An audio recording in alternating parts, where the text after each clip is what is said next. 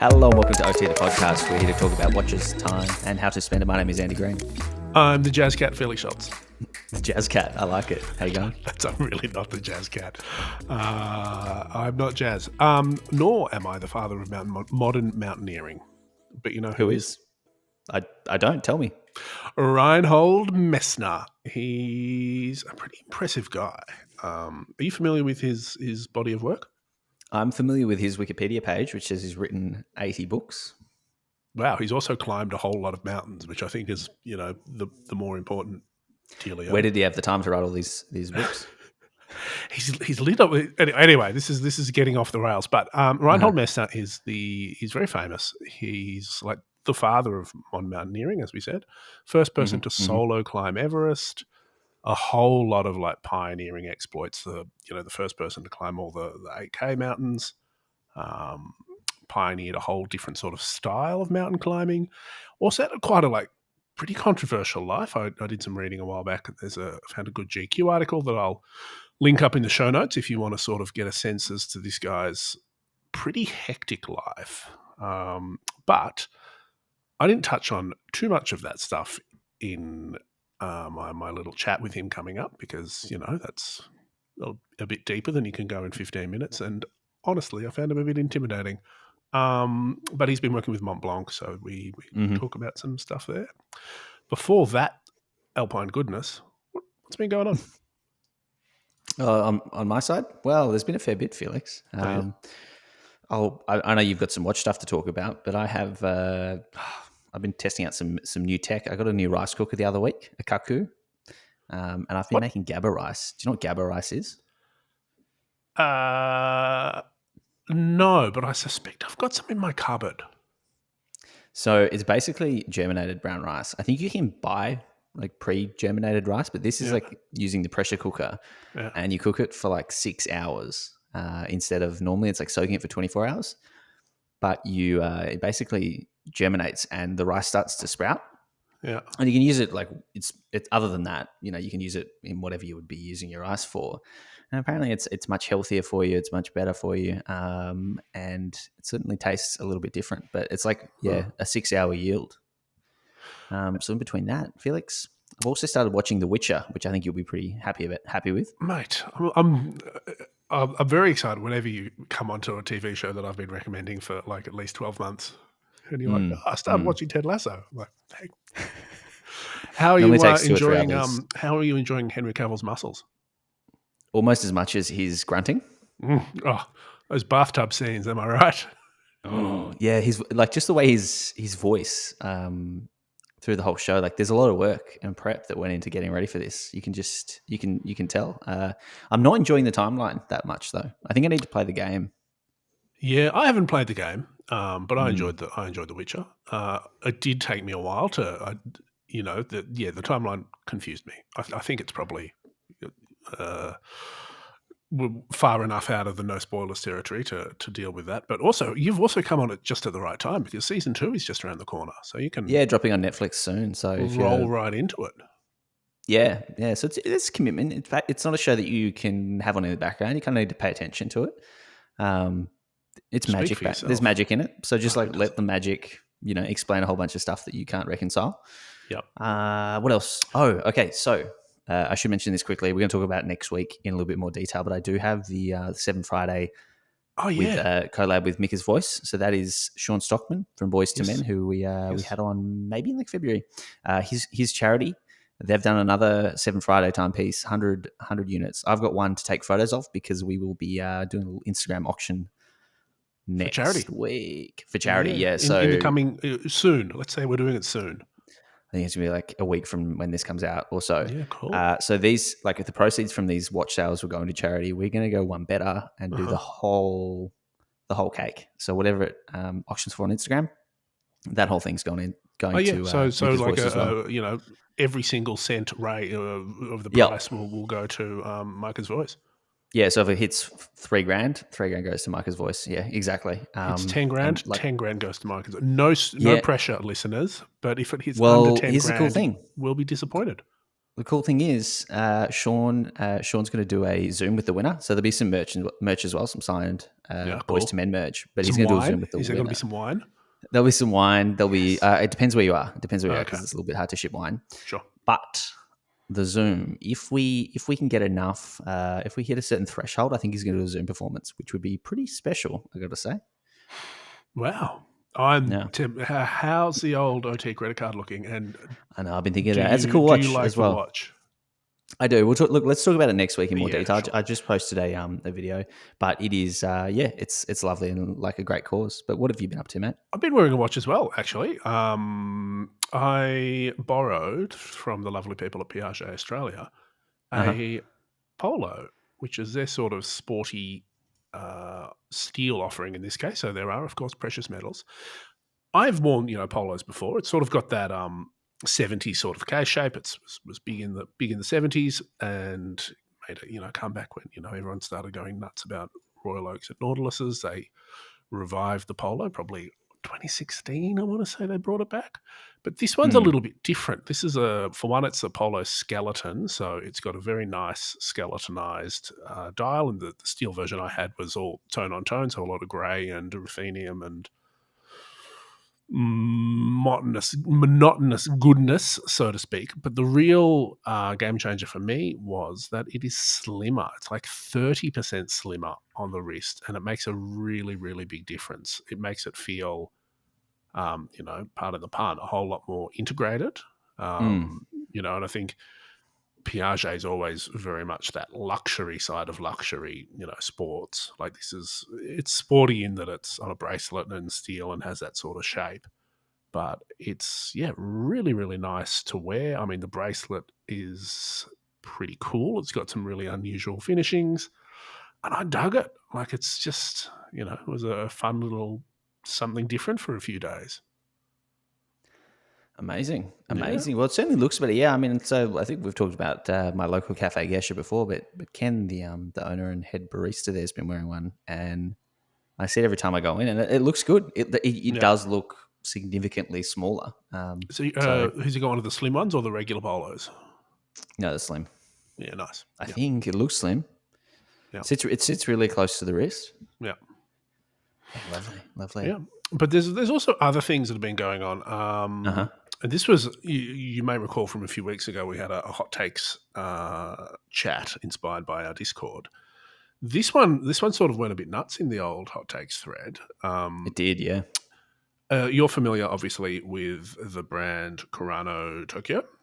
Yes. So they're one of those, hot brands at the moment that you cannot get. Like you've got all the bots are trying to get them, the flippers, they're small production, quite a reasonable price. So that's a recipe for scalpers, really. And they're in that sort of Ming and Messina Lab territory. Yeah, we talked to Cole Pennington about it, right? He did the article on their previous release.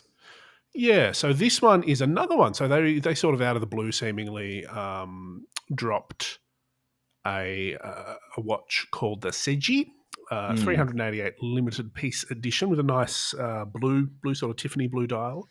Yep.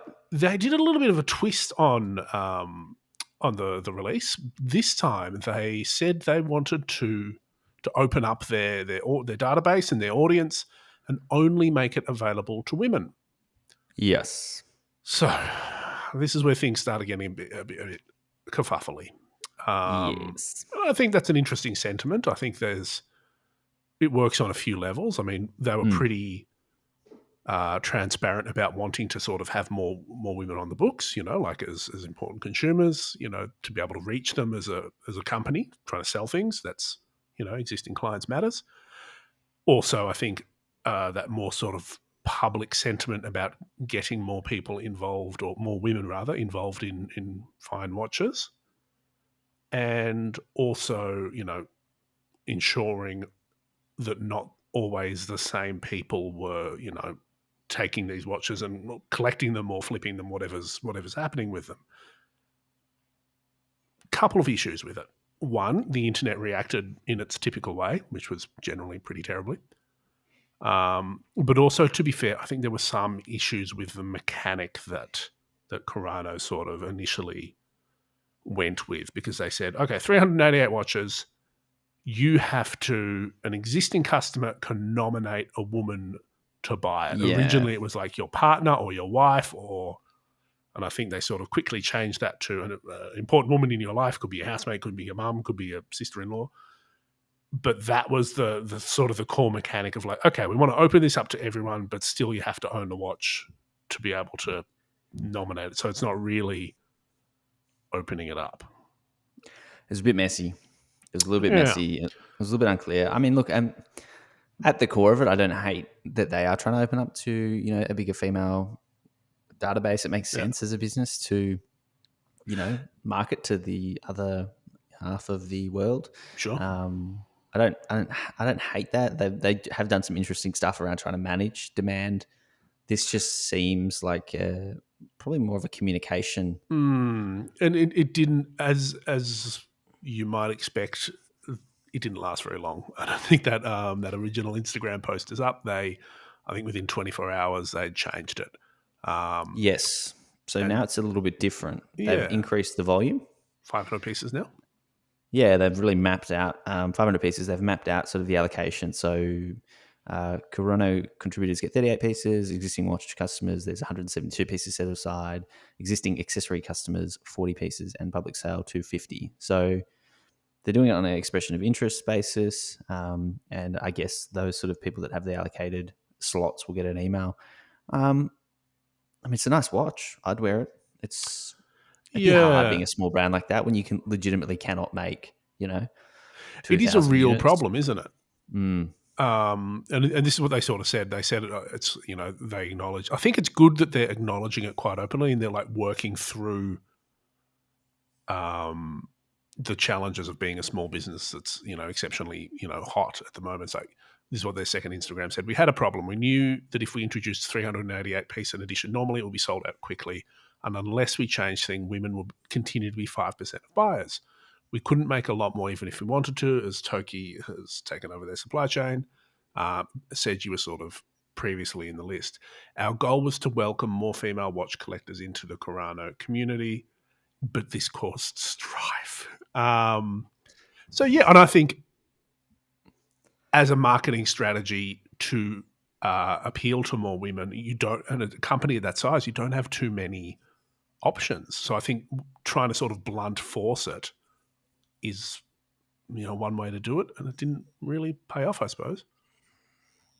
No, and it's we're a hard community to please as well. Oh God, there was the commentary was pretty terrible. Like a lot of, what if I'm a woman because I want this watch? Like that sort of. Yeah, messy. Well, they've owned it, and they're they've acknowledged that it wasn't the perfect day out. So they're doing what they need to do to make it all okay. But speaking of Tiffany Blue dials, Felix, what's been happening with the new Tiffany? Well, yeah. So I have been following again in the last week. There's been a bit of headlines around Tiffany, as in the jewelers, the famous with the blue boxes. Yes, they a little while ago famously got bought out by the LVMH group for a cool $16 billion, give or take. And now they've had a campaign a little while ago of "Not Your Mother's Tiffany." And now they're sort of rebranding themselves as being a bit younger and a bit edgier. And they've enlisted a legit power couple to help out, Beyonce and Jay-Z. From an article in Business of Fashion by Vikram Alexei Kansara, I would highly recommend it. We'll link it up. I think you could probably read it if you're not a subscriber, but maybe not. Rebranding accelerated this week when the jeweler launched a campaign featuring superstar couple Beyonce and Jay-Z, Jean-Michel Basquiat painting, and the 128.54 carat Tiffany diamond, one of the largest yellow diamonds ever discovered.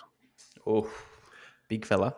Yeah, interesting. And side note, that diamond itself is really interesting because only 4 people have worn it publicly since it was mined in 1877, which is pretty nuts, including a socialite in the 50s, Audrey Hepburn, famous for Breakfast at Tiffany's, Lady Gaga, and now Beyonce. Well, I mean, at 128 carats, I can't imagine it's cheap. Well, yeah, it's kind of like a holy grail sort of relic situation. But I think it's really interesting because the internet has had a lot of much like Corano, a lot of thoughts about this issue because it's telling that it's a black couple, like a super Yep. famous, like as the front of like one of the most sort of blue chip luxury brands out there, Yep. which you can't wouldn't have happened 5, let alone 10 years ago. It's really interesting looking the inclusion of the Basquiat painting is really interesting. They own it, Jay-Z and Beyonce. Mm-hmm. It's the painting's first public showing like since the 80s. It hasn't been really seen much, and Basquiat sort of famously was a counterculture and criticized class and race and all Yeah, that yeah, sort of yeah. stuff. So jamming that into an LVMH marketing campaign is a bit weird. And add to Fascinating. that the history of like that diamond coming out of Africa in like the late 19th century, like there's some social issues to sort of minefield around there, which I think is fascinating. But on the at the top line, I think it's good that you're seeing people like Beyonce repping brands like Tiffany. Yeah, I mean, and to parlay out of Jay Z and Beyonce, Uh I'm like swerve over to Diddy. huh. What's Diddy We've on? got to we've got to talk about Diddy. He posted like an Instagram video, it'd be last week when this comes out. But it was out 4 or 5 days ago, Sure. saying that Richard Mille was ugly and that men should buy houses instead. Save your money, go buy a house. Um, That's he compared it phenomenal, to a did he? Timex. Did He he said, also yeah, say that he's not a certified financial planner and it's all advice, not? I mean, buying a house before you buy a Richard Mille is probably solid, sage advice. Mm. Yeah, he was sort of saying how he has three. He never pulls them out. He doesn't know Richard Mille, but just said save your money, go buy a house instead of getting one, and it's been received in an interesting way. But yeah, it's obviously the watch the watch world has picked up on it pretty quickly, What are they thinking about it? Because and I've not paid any attention to this. I'm so surprised you missed this. I'm so Yeah. surprised Are you you missed really this. But though? no, it was an actual rant. Like it kind of, he says, I'm not a hater. I'm a connoisseur of fly shit. I'm just telling y'all, you're getting tricked by Richard Mille. So, I mean, I mean, what's his motivation? I think it's good advice, right? Like you said, didn't there's get probably a lot of allocation.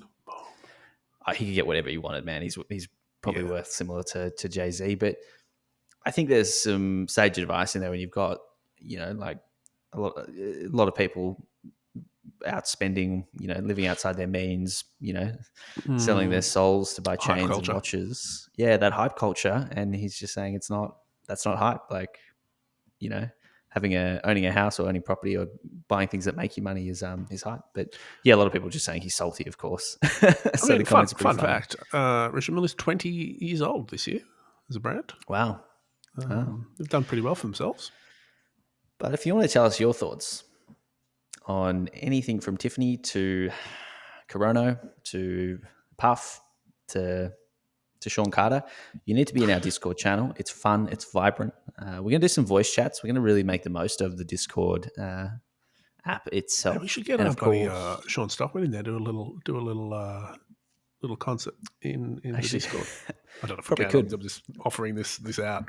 We'll see how the auction goes. If it goes well enough, then I think he'll be very happy. And it's probably one of the last reminders we'll do on our t-shirts as well. Felix and Andy's Pizzeria. Yep, and Those teas are hats. available, and Get buying hats those hats, via guys. our websites. Links will be in the show notes. But yeah, we'd appreciate the support. Not much longer will they be available before we run the order and get those made and shipped. Felix, I think it's time. Yeah, I think we should probably chat to the guest of today. As I said before, Reinhold Messner is a legitimate legend. He's considered by many to be the greatest mountaineer of our times. He Mm, popularised the alpine style of climbing. He grew up in the Dolomites in Italy on the Italian border. Climbed his lovely. first 1,000-meter peak by the age of 5. Mm-hmm. He was the first man to solo climb Everest, the first to climb all the 8,000-meter peaks. On top of that, he's crossed the Gobi Desert solo, which is Wow. the subject of his latest collaboration with Montblanc. and which is why I ended up chatting to him a few months ago at Watches and Wonders. Let's get him on. Impressive. Let's do it. Mr. Messner, your career has been one of amazing successes, achievements, and world firsts. I don't want to focus on those too much, but I would be interested to ask what you've learned from your failures. I have first to say that I had many failures. 1/3 of my expeditions did not succeed, at least not in the first going. And sometimes I had to try for 3-4 times for going to a summit or whatever. Only for the 8,000-meter peaks, there are 14, I needed 31 expeditions. 13 times I failed and 18 times I went to the summit. But I learned especially through failure. If I would not have some failures, I would not be here. I needed the failures to understand that I'm not perfect. Every time something can get wrong, and not being prepared to go back in the right moment, you run in a deadly situation at least once. If I'm still alive, I say thankful to the failures. But everybody of us is learning through failures and not through successes. If we are succeeding on the end, we are happy, but we do not know why we succeed. If we are failing, we know, okay, we did wrong in this side or this side, maybe also 2-3 things. We can correct it and try again. Interesting. And I think that's applicable to, obviously not many people listening to this will be, professional climbers, or certainly not climbing the sort of peaks you climb, but that's something that's applicable in everything we do. I just want to sort of shift gears a little bit to speak about the watch that's been released recently, your second collaboration with Montblanc. This one is a tribute to your Gobi Desert expedition, and I want to ask you some specific questions about that. But on this watch, so as I understand, this is the Geosphere 1858. One of the themes of it is the 7 summits. Can you explain what they are as a climber and what you think of that list of mountains? And this list of the 7 summits in reality is an invention of mine, a few friends. It was taken over by Americans in the 80s, but they defined it differently. It's a very interesting story, these 7 summits. In the 50s of the last century, a Swiss climber, his name is Dolf Reis, he published the information that he did the 5 highest peaks of all continents. It means Everest, Kilimanjaro, Aconcagua, Montblanc, and what I forgot now. He had 5. No, Mount McKinley. Yep. There came out 5 peaks because he divided South and North America in 2 continents. In reality, it's 1 continent. Sure. And when a friend of mine and me, we read this story, we said, he is wrong, because Mont Blanc is not the highest peak of Europe. And if you like to do all continents, you should not forget Australasia, New Zealand plus Australia. And you should not forget Antarctica, it's a continent. Sure. And when we begin to say, okay, how many peaks, which continents, we find out if you divide America, North and South, there are 7 peaks. For Australasia is the Carsten's Pyramid in New Guinea. For Asia is Everest. For Europe is the peak in the Caucasus, Elbrus. Yep. For North America is Mount McKinley, today Denali. South America is Aconcagua, and in Antarctica is Mount Vincent. And on the beginning of the 80s, I had 6 of these peaks done. And I heard that 2 Americans, Dick Bass and Frank Wiles. Dick Bass was a very interesting man having a lot of oil, and Frank Wiles was the chief of Warner Brothers. They put money together to do their 7 summits. but they did not put in the Carsten's Pyramid. They put in the Mount Kosciuszko in Australia. It's a ski mountain. It's a hiking mountain. We don't have mountains. But anyway, so they invited me when they started for Antarctica, for doing the Vincent. I tried before 2 times to go to Antarctica with Argentinians to go to Mount Vincent, but I was not successful. On the end, it was not possible, not with Americans privately, not with anybody, to go to Antarctica. And so I was very happy when I heard they will invite me. No, they invited me with a letter to go with them and asked me, I think, $10,000 as a fee to go with the expedition. And they invited the Japanese and Chris Bonington from England. So I was feeling I'm helping them to go to the summit, and it's okay. But a few days before starting, they found out that I would be the first with the 7 summits. I did also Mount Kosciuszko before. I did also Montblanc before. And so they said, no, there's no place for you. And only, I think it was in 86 when I had the first opportunity with a Canadian agency to go to Antarctica and to climb the Vincent Pyramid and the Mount Vincent. I am not unhappy about it. It's only interesting how somebody defined the 7 mountains. And my list today is called the Messner list, is the list which is followed now by the young people. But it's not important because most of these mountains are simple. Yeah, sure. It's counting if you do them on difficult lines, like on Denali, I did a new line. On Kilimanjaro, I did a new line. On Aconcagua, I did a very difficult line on the south face. This is for me counting, and less is hills like Mount Kosciuszko. This is a hill. Yeah. For a mountaineer, is nothing. Also on Carsten's Pyramid, I did 2 new lines. And this is my strong remembering about the 7 summits. But in the climbing scene, the 7 summits are really not the most important thing. Fascinating. Do you think that climbers get too sort of focused, or certainly that's my perception. The public perception of climbing is that it's about ticking things off a list. It's about the biggest mountains in which peaks. It's about having done Everest, all this sort of stuff. Is that the case, or is that just no, not for the great adventurers or the great climbers. The list is not at all important. Not either the 8,000 meter list. 8,000 was there on the 14, so you can count them. For example, doing all the 7,000 meter peaks of the world would be much more difficult than doing 8,000 meter peaks. In my generation, we counted the difficulties of the routes we did, and especially the style in which we did. The style means alpine style, Himalayan style.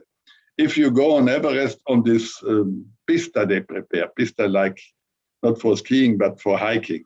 Yeah. Prepare a pista from the base camp up to the summit. Every 500 meters is a camp with doctors, with cooks, with helpers. There are 1,000 people in base camp between the Sherpas guiding, helping, carrying rucksacks, and the guests coming from all over the world. And these guests are brought on this hiking trail up to the summit. This is tourism. This is okay. I accept it. This is the approach of today. I would not either go there if they would pay me. If I would be in the right age, I would go on a new line on Everest. There are many, many possibilities. And the people, these mass people, are only on 2 lines. In China's route from China, from Tibet, and the Nepali side. But the West Ridge, the North Face, the East Face, nobody's anymore doing. They are done, they are climbed once. And afterwards, nobody went anymore because they are very difficult. And if it's difficult, you need longer time. You need better climbers and so on. Interesting. It's interesting that you talk about that sort of the tourism on Everest, because I was obviously going to ask about that. I think it was 2019. There was that famous photo of the traffic jam Yes. at the top of Everest, and as far as I understand it, the climbing, that alpine style of climbing that you pioneered, part of that was to reduce the stuff you brought with you. Yeah. How do you think about the environmental impact of alpine tourism today? In the Alps, the approach of many people, there's also tourism, it's cleaner than decades again. The Alps are quite clean. Okay. People do not leave any garbage, not any, there's still garbage around, but less. And especially we learned in the Alps, I'm living in the Alps, I'm running a huge museum with 6 houses. We learned if you clean every week, the little bit what is left, garbage would not be there. But if you leave it for a month or 2 months, it's getting much more. Because people see there is handkerchiefs, there's this and that, and they leave things. On Everest is much more difficult. On the highest mountains of the world, how you bring down all this stuff. Mm. They put something in the crevasses, and from the end, when I was there in 78, the base camp was very small, but it was not clean.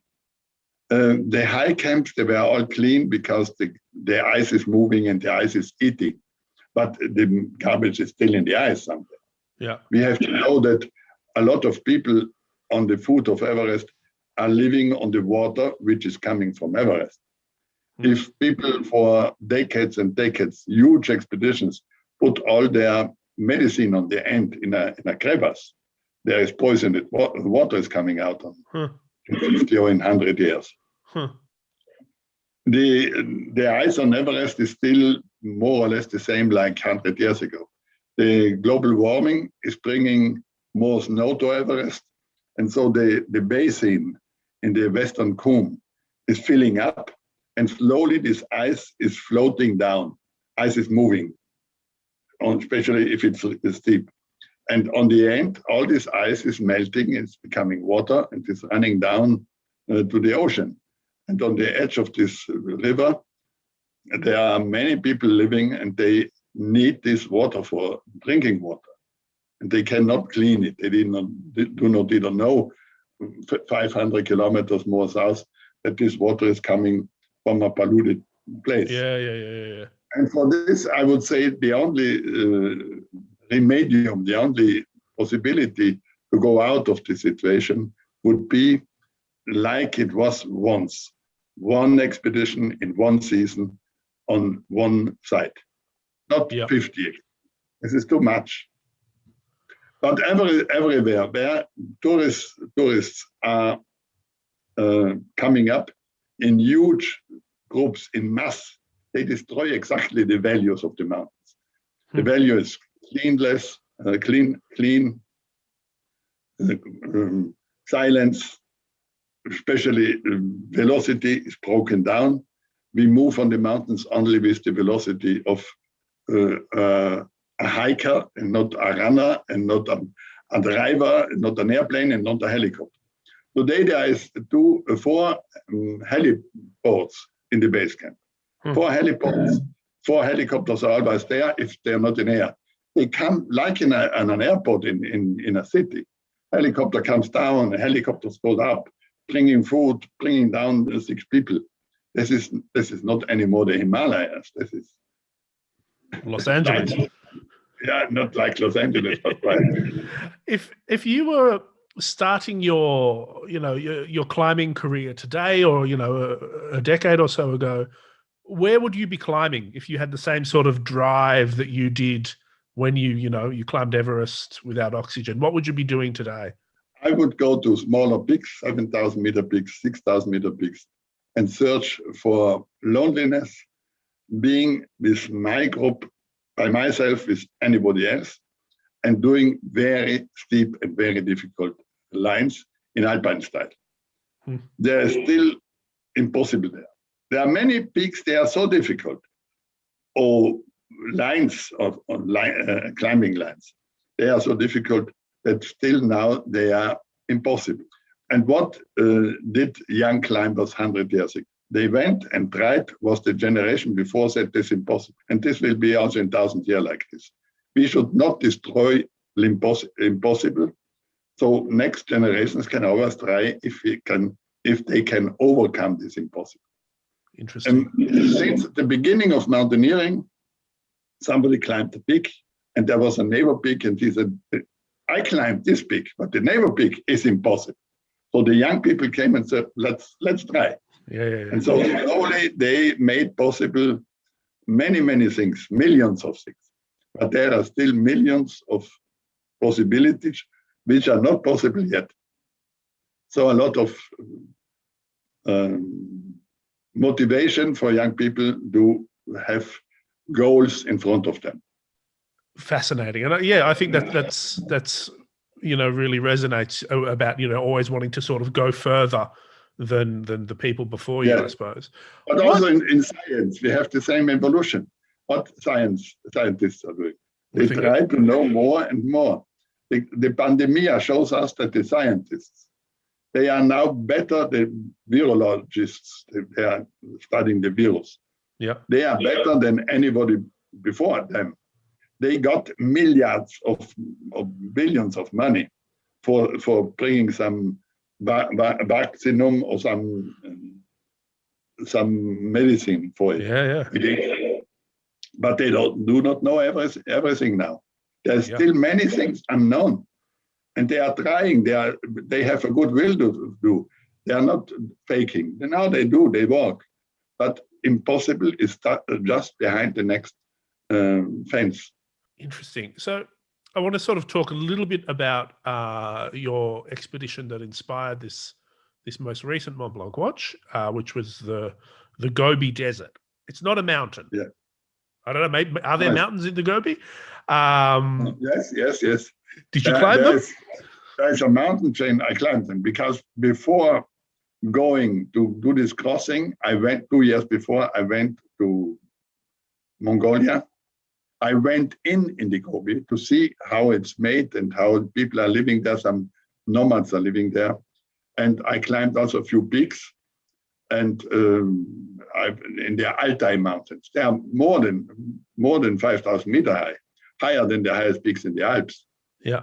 And on the end of my crossing, I needed to come over this mountain chain, this Altai chain. This is a huge chain of mountains, to go back to civilization, to go home. So there are mountains, but the key of the watch is not the mountain. This is the place where they found the dinos, the rest of the dinos. Mm-hmm. I came past by this place, but this was not for me the challenge. For me was the challenge to cross the whole Gobi Desert from east to west, more or less. It's obviously a very different type of endeavor to scaling a peak. How was the preparation different, in terms of, your physical preparation, your mental preparation, or just the logistics of it? I changed up to now 7 times life. I was a rock climber in very young years, and I needed the power, especially in my hands, in the muscles, and the upper part of my body. When I changed in 70 from rock climbing in high altitude climbing, I trained totally differently. I knew that each kilos of my body would need oxygen. Mm-hmm. So where I would not need the muscles, I should not have them. Yep. And I did especially steep mountain uphill running for having strong legs and having a strong heart and having a strong lungs. And the second period, 15 years, I did especially high altitude climbing all over the world. I climbed on the 8,000 meter peaks. Afterwards, I tried to cross the icy and sandy deserts. Mm-hmm. And I did the center of the Sahara, Antarctica, Greenland, the long way. I went to the North Pole, but not on the original plan. I failed on the original plan to cross Arctic Ocean from Siberia, North Pole to Canada. But I went to the pole, a smaller piece, not so important. I crossed the Taklamakan Desert and a few others. And so I had experiences from rock climbing. I brought some experiences in high altitude climbing. And the high altitude climbing is quite near to crossing ice fields. And some experience from crossing ice fields I put in afterwards in traversing deserts, knowing that in Antarctica, the problem with the water is only the cooker, the burner. Yeah. To melt ice or the snow. In Gobi Desert, I have to find water because it's not possible to carry the water for 5 weeks, not 5 weeks, more than 5 weeks, all through this, it was months, all through the Gobi Desert. And for this, I went in before starting, 2 years before, to see how many people are living there. How far are the settlements? There's some tents, one from the next one. Where is a long piece where is nothing, no water, no food, nothing, no people? Because on this was depending my logistics. But in the meanwhile, I had the age of 60. So I had the experience of 55 years of adventure on my shoulder. And this was helping me. And when I later on, I built up a museum on relationship between human beings or human nature and mountain nature. I had a different kind of experience, which I took out of my prior expeditions and put in this activity, which is a cultural activity. Fascinating. Well, I think I should probably wrap it up here because I understand you've got a busy schedule, but it's been a real honor to speak to you. And congratulations on your latest collaborative piece with Montblanc. Hopefully we see more in the future. Yeah. And enjoy the rest. Very nice collaboration between this triangle, Montblanc Mountain, Montblanc Brand, and me as a mountaineer staying between. Perfect. Yeah, it's I can't think of someone better suited to work with them. It has been an honor to chat to you. So, thank you very much. Enjoy the rest of your day. Thank you. Bye-bye. Thank you. Bye-bye. Mr. Messner, what a guy, Felix. Would have been a treat to talk to him. It was sure lovely to hear you guys hanging out. Yeah, I mean, I was mostly mesmerized by his hair for a good chunk of it. he's you know what impressive. I mean? Like he's a kind of intimidating guy. Like what? How do you have hair that good at, over 70? Like, it's just ridiculous. Well, you should be aged. Like, you shouldn't look that young. It's that crisp mountain air. No, it should be the opposite. He's had a hard life. These are not easy feats. What a guy. Well, guys, speaking of easy feats, joining our Discord is very easy. We'll drop a link. Thank you guys for listening. If you want to get in touch with us, otthepodcast@gmail.com. Or hit our Instagram, ot.podcast. Felix, what do we love getting more than people joining our Discord? Hate mail. 5-star reviews. And of course, tagging us in your posts, telling people that you know and love. Yeah, watches about the show. Typically, I'm assuming at this point everyone listening has already told their friends, their neighbours, and their sister's brother. I think we need to challenge people to tell other people, maybe strangers. Yeah. Maybe just walk up to people on the street. If you're catching public transport, tell the person you're standing next to. Hey, can I borrow your phone? Grab it and then just subscribe. Download the app. Yeah. Hold the phone up, get the Face ID happening. Uber drivers are great key opinion leaders. Well, if they want a 5-star review, tell them to give us one. Boom. Here we go. All right. Next week. See ya.